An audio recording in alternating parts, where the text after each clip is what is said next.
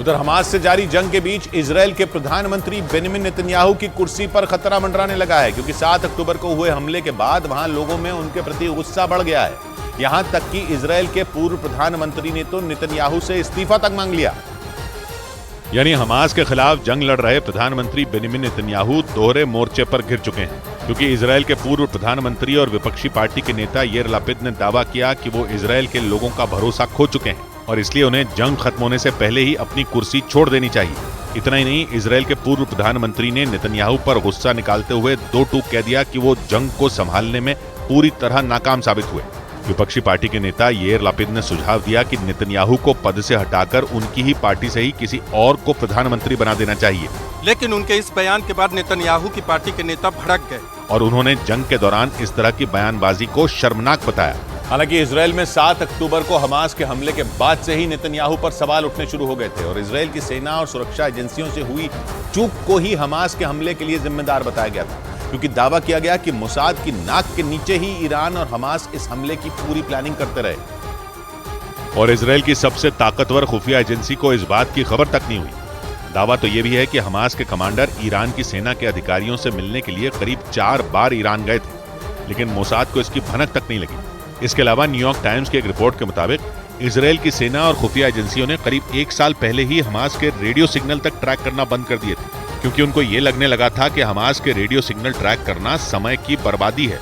और इसीलिए उन्होंने अपनी टीम को कहीं और तैनात करने का फैसला ले लिया था, जिसका नतीजा ये हुआ कि हमास के लड़ाकों ने 7 अक्टूबर को इजरायल पर इतना बड़ा हमला कर दिया। वहीं इजरायल की सुरक्षा एजेंसी शिन बेट के अधिकारियों ने भी ये बात मानी थी कि अगर वो पूरी तरह अलर्ट रहते तो हमास के हमले को टाला जा सकता था और इसी वजह से इजरायल के लोग नेतन्याहू पर भड़के हुए हैं, क्योंकि 7 अक्टूबर को इजरायल पर हुए हमले के बाद हमास के लड़ाके 200 से ज्यादा लोगों को बंधक बनाकर गाजा ले गए थे, जिसके बाद से ही इजरायल में नेतन्याहू के खिलाफ प्रदर्शन हो रहे हैं। क्योंकि जंग के 1 महीने से ज्यादा गुजर जाने के बाद भी नेतन्याहू अपने लोगों को हमास की कैद से नहीं छुड़वा पाए। हालांकि इस दौरान नेतन्याहू कई बार हमास से बंधकों की रिहाई की मांग कर चुके हैं, लेकिन हमास उन बंधकों को अपनी ढाल की तरह इस्तेमाल कर रहा है और उनके बदले इजरायल से अपनी कई शर्तें मनवाना चाहता है। लेकिन इजरायल ये साफ कर चुका है कि वो बिना शर्त अपने सभी बंधकों की रिहाई चाहता है और इसी वजह से बंधकों को छुड़ाने में देरी हो रही है और इजरायल के लोगों का गुस्सा बढ़ता जा रहा है, क्योंकि हमास कई बार ये दावा कर चुका है कि गाजा में हुए इजरायल के हमलों में कई बंधकों की जान जा चुकी है। ऐसे में इजरायल के लोगों को अपनों को खोने का डर सताने लगा है, जिसकी वजह से नेतन्याहू को अपने ही घर में विद्रोह झेलना पड़ रहा है, क्योंकि नेतन्याहू जिस हमास के अंत की कसम खा चुके हैं उसकी नींव भी इजरायल नहीं रखी और इस बात का दावा इजरायल की सेना के एक पूर्व अधिकारी ने ही किया था, जो 1980 में गाजा में गवर्नर के पद पर तैनात थे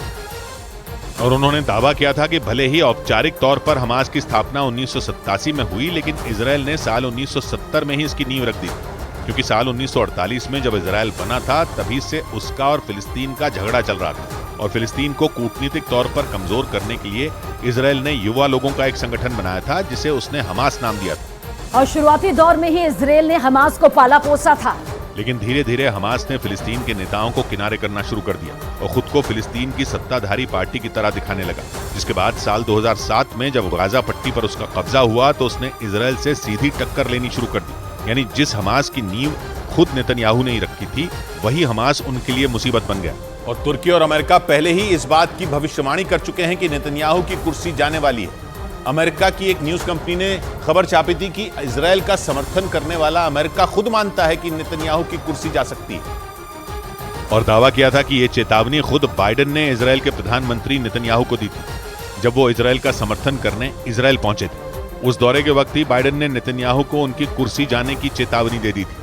उन्होंने नेतन्याहू से साफ कह दिया था कि जंग की वजह से उनका इजरायल का प्रधानमंत्री बने रह पाना मुश्किल है। हालांकि इस रिपोर्ट के सामने आने के बाद अमेरिका ने इस रिपोर्ट को खारिज कर दिया था और कहा था कि वो इस जंग में इजरायल के साथ खड़ा है। वहीं तुर्की के राष्ट्रपति एर्दोआन भी नेतन्याहू की कुर्सी जाने की भविष्यवाणी कर चुके हैं। इस बीच इजरायल के प्रधानमंत्री बेंजामिन नेतन्याहू ने तुर्की के राष्ट्रपति रेजिप तैयब एर्दोआन ने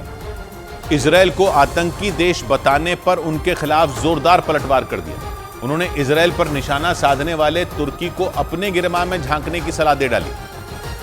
और तुर्की के राष्ट्रपति एर्दोआन के उस बयान पर ऐतराज भी जताया जो उन्होंने इजरायल के खिलाफ दिया था। इस दौरान उन्होंने आरोप लगाया कि एर्दोआन खुद तो आतंक फैलाने वाले हमास के साथ खड़े हैं और हिंसा के लिए वो इजरायल को दोषी ठहरा रहे हैं। President Erdogan of Turkey,